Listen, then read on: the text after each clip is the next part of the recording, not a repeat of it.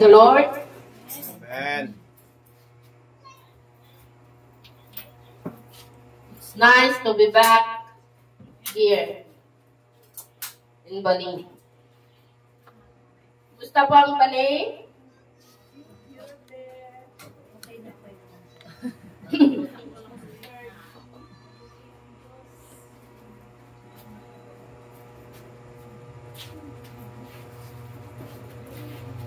Praise the Lord. Palakpakan tayo ng pwede-apo ng kapsat. Hallelujah. Gatiti tayo ito yung harabi. Yaman ako magtiti kundaway kakapsat nga tumakdar manan iti pulpito kalaksidan iti napasama. Mangungusap ako sa inyo mga kapatid patungkol sa mga katotohanan patungkol sa buhay at kamatayan. Mga katotohanan patungkol sa buhay at kamatayan. Sinong buhay dyan? Amen. Sinong gustong mamatay dyan? Amen. Number 1, mga kapatid, na katotohanan patungkol sa buhay at kamatayan. Life is fragile and tomorrow is not promised.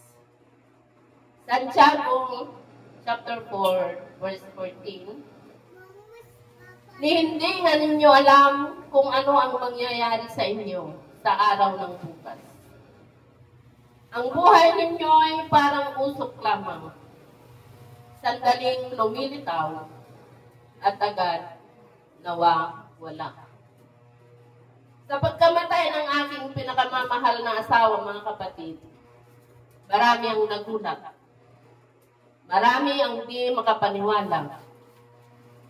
Ang daming tanong, bakit siya pa? Ang lakas-lakas niya. Isa lang ang sagot. Ganyan kabilis ang buhay.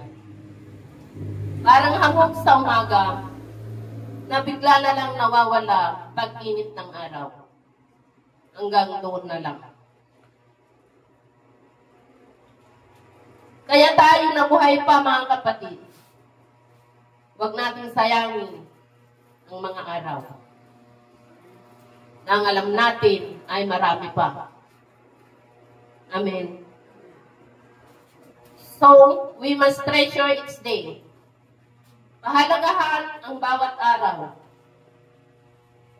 Sabi ni Pastora kanina, every gising is a blessing. Pahalagahan, ipagpasalamat ang bawat gising. Gumising hindi lamang mabuhay, kundi para mamuhay ng may layunin. Ano ang layunin mo, Panginoon, sa buhay ko? Kasta tibiyag dito'y dagakakapsat. Ikanta ko na, kasta tibiyag dito'y daga, nupay na sa lunan, mapnut kinabagnan. Ano may tipudot ni nadawela patay, biyagyan kinadaeg na, indan tumakeltay. So nga tibiyag kakabsat ang arumbang nga ipalpalangguat. Amen. Mamuhay tayo na may layunin. Yan po ang unang katotohanan patungkol sa buhay at kamatayan. Number 2, grief is real, but God is near. Kalungkutan ay katotohanan. Real talk. Hindi masamang malungkot, mga kapatid. Kahit masakit. Sino ba naman ang hindi nasasaktan kung iiwan ka ng mahal mo? Hindi kahinaan ng pag-iyak, mga kapatid. Daktal nga kawa. 44 years nga nagkatwa kami kalaksan. Daktal nga talaga ang kawa. Kung ikaw ay nagluluksa, alalahanin natin ang Diyos ay hindi malayo. Sabi niya sa mga awit 34 verse 18, tinutulungan niya ang mga nagdurusa at di binibigo ang walang pag-asa. Kung ikaw ay nagluluksa, ang Diyos ay hindi malayo. Siya ay malapit. Hindi niya minamaliit ang sakit na nararamdaman ng puso mo. Kasi ang puso niyang mapagmahal ay palaging handang dumamay. Kaya libre, mga kapatid, cry to God freely. Hindi mo kailangang itago ang pag-iyak mo. Iiyak mo lang sa Panginoon, sabihin mo sa Diyos ang sakit. Dahil siya ay nakikinig at handang damayan ng kanyang anak. At ang banal na Espiritu ay aalipin ka. Purihin ang Panginoon. Iiyak lang natin, mga kapatid, sa ating Diyos. Kasi nararamdaman niya, nauunawaan niya ang nararamdaman ng kanyang anak. Number 3, na katotohanan, mga kapatid, we don't always understand, but we can always trust God. Marami tayong hindi maunawaan bakit. Pero sa gitna ng kawalan ng sagot, nananatiling tapat ang ating Diyos. Masarakang lagda, nga matalag itiapo. Ang puso niya ay tapat kahit hindi mo maintindihan ang galaw ng kanyang mga kamay. Trust God completely. Ang 50-50 kakapsat. Sabi niya, trust God completely. Ang madamdama, awan. Damdamat da. Yung completely kakapsat. Kahit di mo makita ang buong plano niya, pwede ka pa rin sumandal sa ating Diyos. Siya ang nakakaalam ng di mo alam at nagmamahal sa iyo sa kabila ng lahat. Sabi niya sa Proverbs 3:5, kayawi ka magtiwala, buong puso at lubusan, at huwag kang mananangan sa sariling karunungan.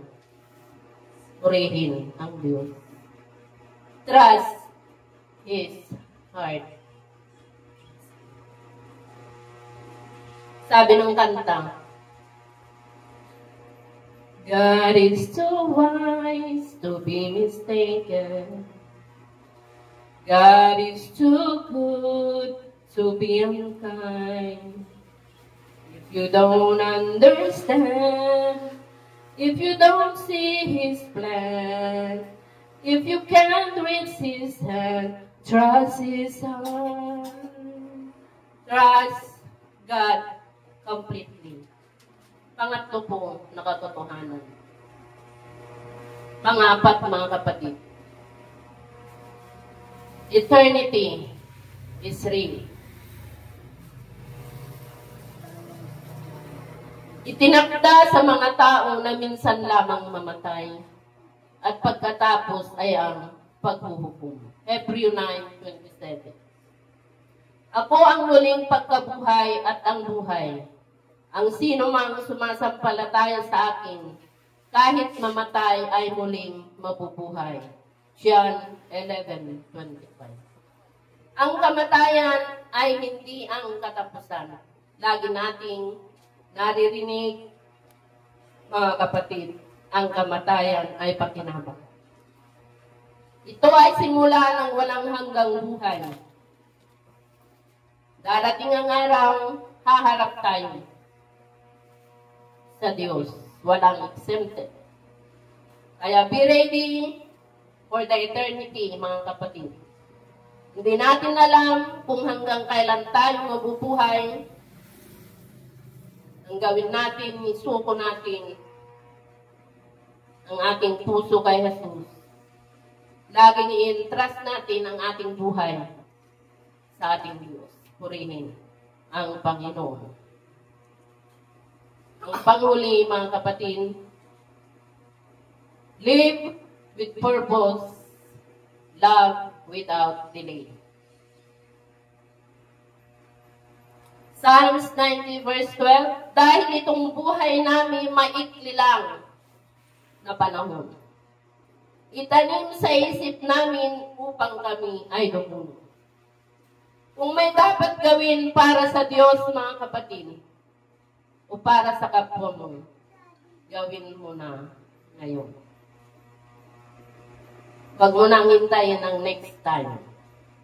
Baka wala ng next time. Pastora, kanina, tinanong ko, sinong mensahera, Pastora? Ikaw, kung kaya mo, wala nang next time. Ngayon na ako. Hanggang kailan ako? Diba, mga kapatid? Kung may dapat gawin para sa Diyos, gawin mo na ngayon. Baka wala nang next time, mga kapatid. Kasi hindi natin hawak ang oras.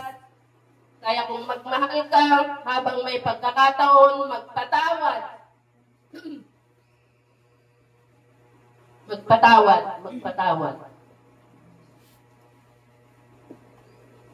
Yung mga kapatid na, ang hirap-hirap nilang magpatawad. Dapat siguro galing na napakaganda.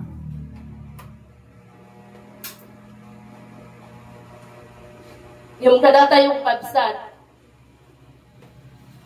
magpatawad.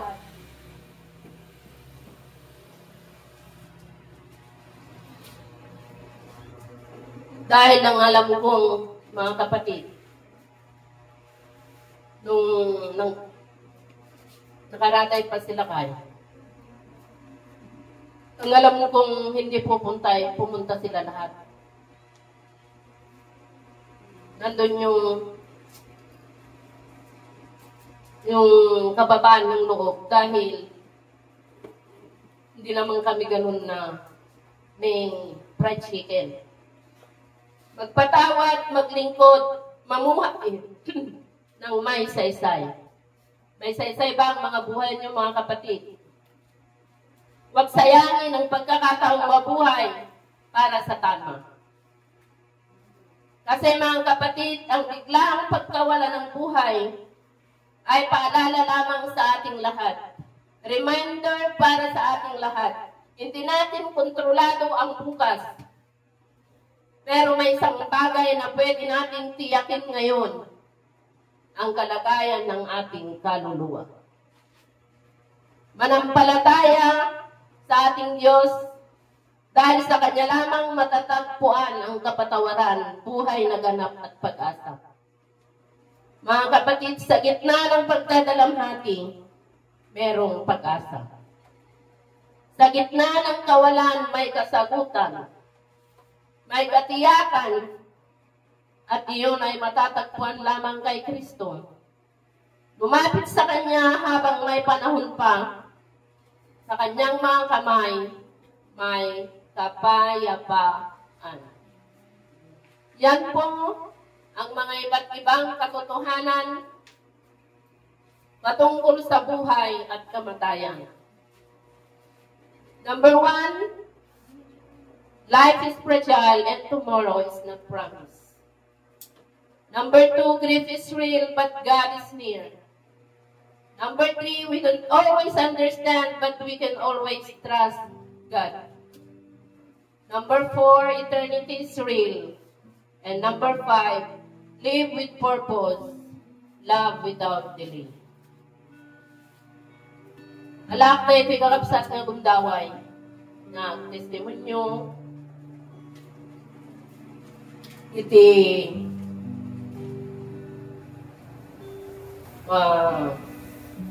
mga may taksit kada kayo kakapsat.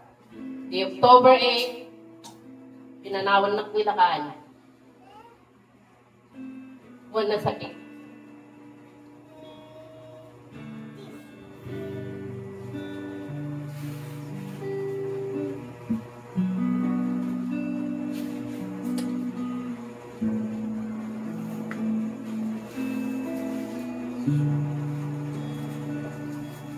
Kung nakita po, sumatangay mo na, kinalama po. Takas ko'y magaan na sakit. Ano ba ka, kung siyapin mo na, maligam mo.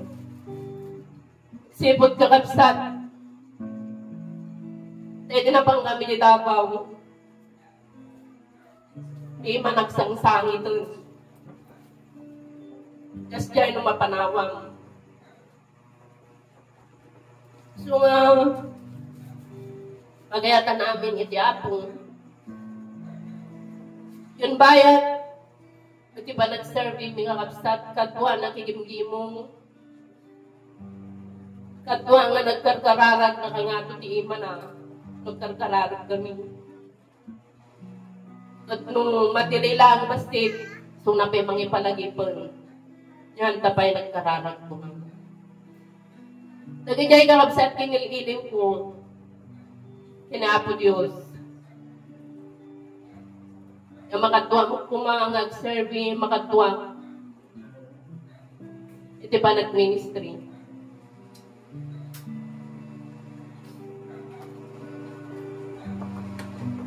At the consolation ko iti apo kakapsat. Naisuko na, ibiyag ko na. Nagpakawan iti basol na. At makamukha kanya ako na apo ko na kakapsat. That is my big consolation to our Lord. Ang nga pinaay, nagitil iliwan. Itirik na kakapsat ka ni tibiyag ko. Nagsipod. Siyaktim mo na kakapsat. Ang sigurado. So nga na po Diyos, nagipag kadagigay nga paspasamak iti panagbiag.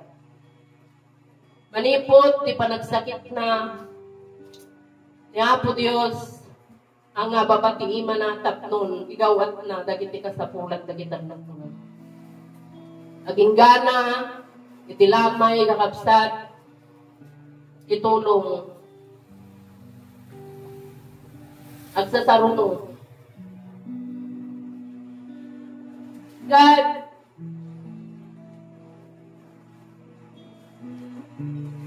niya po Diyos, kakapsat, nagaramid in mysterious ways. Nakalain mo sa gitna ng lamay, may mag-friend request sa'yo. At dahil yung friend request ka kapsat, so dahil yung tinaramat iti apo, tapnon, ipain na iti kasapulan. Nabasa na yung bakit na dyan. Nabasa. Makay pagkakalo siya kung tinag-request. Kunak niya po Diyos, manakabalik. Manakabalik. Nagsup-supra, malagarot ka kapsat. So ako nakiti apong, apo apay nga ay kunakpay ka kapsat. Apay nga ay nagatong. Namuyong din nga sa mababaw lang kaligayahan ko. Ang alam ko 5K lang. Pero more than kakabsa. Nakaanay. Nalang sabot. Aging gana nga naitulin nila kayo. Kasta kakabsat. Iti pa nagtrabaho ni Apo Diyos. Nagijay nga paspasamak iti pa nagbiyak. Iti kapsat yun. So, kaya po na yahan unay, han nga nadagsan nga kapsat. Tamo. Nga takay pa nga mga ikakararat, pamilya kiti sitagdan, kimalikuda. Sudya po na kakapsat. Batik ka na kayo. Nga ni Apo Diyos, nga pagserserbian tayo, manakabaling, awanin ta pangiparisak, awanin ta pangisukatap, nagsipot. Tapi nanagmakan naman nun, nagmanifestar man nun, kakapsat. At impakita na siya sino isunang nga Diyos kapag serserbian kakapsat. So nga, iti nga rabi, nagito'y kakapsat, nagiti sasaw ti Apo mo nakadasak, tinaglasata, nga panangibat itayayatag itibiyag. Kasi pag ti konsuelo kakapsat, consolation ko ti Apo, at kita kami ito maglago dyan. Amen. Itinayti nga kanito absat. Kaya po Diyos, iti mang benisyon dahil iti sasawa. Nga na-isya. At itinayti nga. Shall we sing that song?